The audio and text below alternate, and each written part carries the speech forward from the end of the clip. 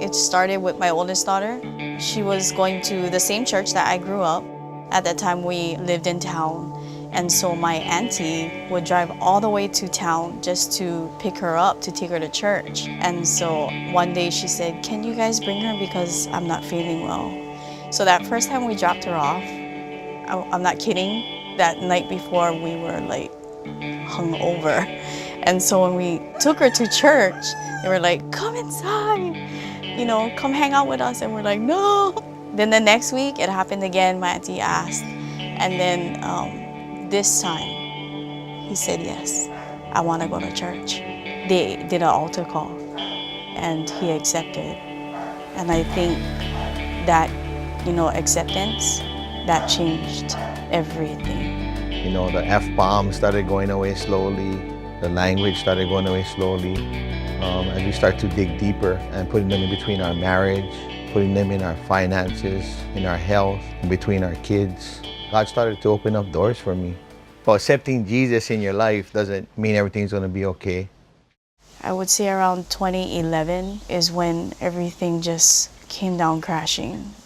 Letting the enemy come in between our marriage. At that time, it just like rippled and tore us apart, tore our kids apart, tore our business apart. I remember one night, it was just me.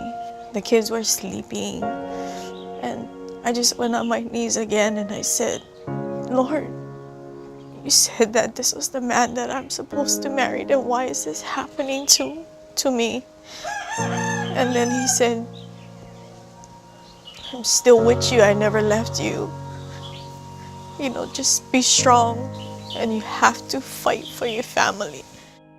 I kind of realized when me and my wife made the vow together, that was also with the Lord. God kind of revealed to me that every time I put on my ring, that I'm married, but I also got that covenant with Him. So yes, we had our ups and downs, even though we had the Lord in our marriage, and I believe that we were meant to be together, and we just stuck it out.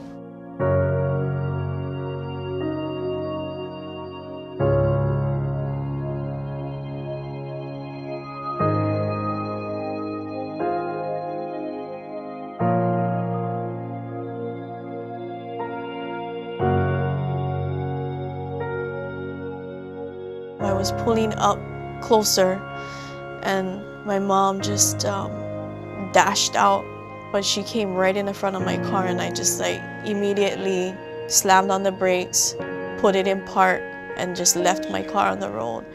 And then I ran out. I just glanced over into my mom's driveway and saw somebody on the ground.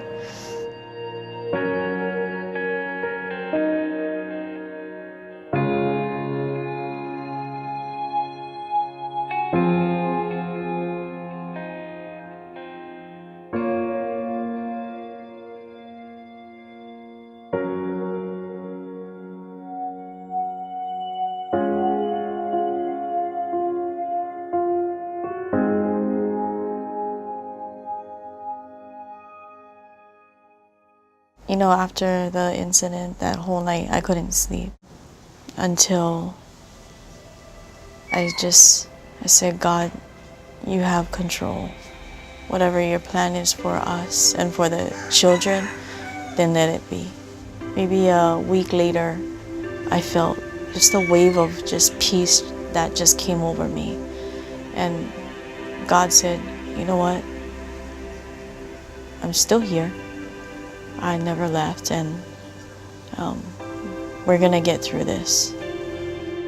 I just automatically thought that something happened to my sister, that I would definitely take care of the kids.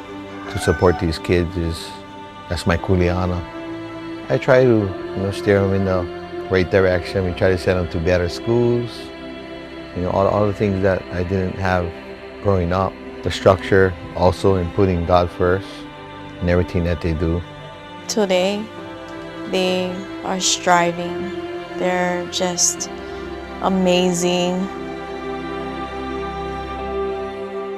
During all of this, I would always feel like I'm missing something, and that missing piece for me is worship. Every time I'm in that mood that I don't feel worthy or that what I'm doing is not good, and I can feel that peace that I need, that comfort, and know that God is by my side. We are living testimonies in how big God's gates can open. And it's amazing what we thought was impossible. That God, whatever you're going through, God's going to open up the doors. And He did it for us. Just the amount of blessing that God can bless you with, we've never thought or even imagined that could ever happen to us. If you wonder what God can do in your life, try Him and see what He can do, because He can do amazing things.